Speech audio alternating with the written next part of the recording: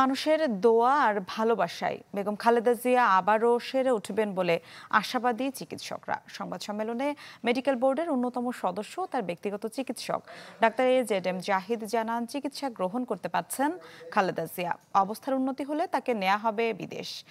খালেদা জিয়ার শারীরিক অবস্থার সবশেষ জানাতে রাজধানীর এভারকেয়ার হাসপাতাল থেকে আমাদের সাথে যুক্ত হচ্ছেন সহকর্মী সজল সাইক। সজল, খালেদা জিয়ার শারীরিক অবস্থার কিছুটা উন্নতি হয়েছে কিনা, কি খবর আছে আপনার কাছে? নায়াসিনামাইড ও স্যালিসাইলিক সমৃদ্ধ লিলি ফেস ওয়াশ যা ফেসের ডেড স্কিন সেল দূর করে দেয় দ্বিগুণ ফাস্টার ব্রাইটেনিং।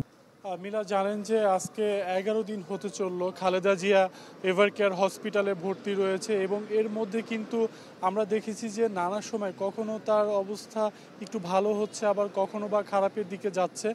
তবে গতকালকের যে আপডেট ছিল, আজকে নতুন করে এখন পর্যন্ত কোনো তথ্য আমাদের কাছে নেই তার শারীরিক অবস্থার। যদিও এই বিষয়ে কিন্তু আনুষ্ঠানিকভাবে তার যে ব্যক্তিগত চিকিৎসক তিনি কিন্তু ব্রিফ করবে দুপুর নাগাদ, তখন হয়তো বা নতুন কোনো তথ্য জানা যাবে। এছাড়া যদি নিরাপত্তার কথা বলি, যে জানেন যে গত 2 দিন যাবৎ কিন্তু এভারকেয়ার হসপিটাল এলাকাতে কিন্তু নিরাপত্তা জোরদার করা হয়েছে এবং আজকে সকালে কিন্তু নতুন করে APPN এর যেই সদস্যরা তারাও কিন্তু এখানে মোতায়েন হয়েছে।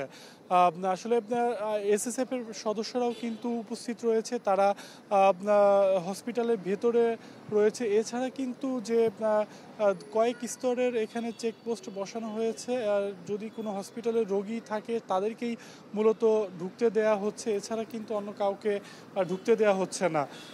এছাড়া যে বিষয়টি বলি, যে খালেদা জিয়া অসুস্থ হওয়ার পর থেকে কিন্তু নেতাকর্মীরা হসপিটালের সামনে ভিড় করছিল।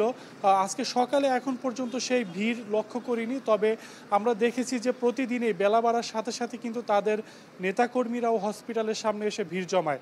মিলা, এই ছিল এভারকেয়ার হসপিটাল থেকে আমার কাছে সর্বশেষ। পরবর্তী আপডেট জানাবো। জি, ধন্যবাদ আপনাকে। এভারকেয়ার হাসপাতাল থেকে সজল সাইক আমাদের সাথে যুক্ত হয়েছিলেন।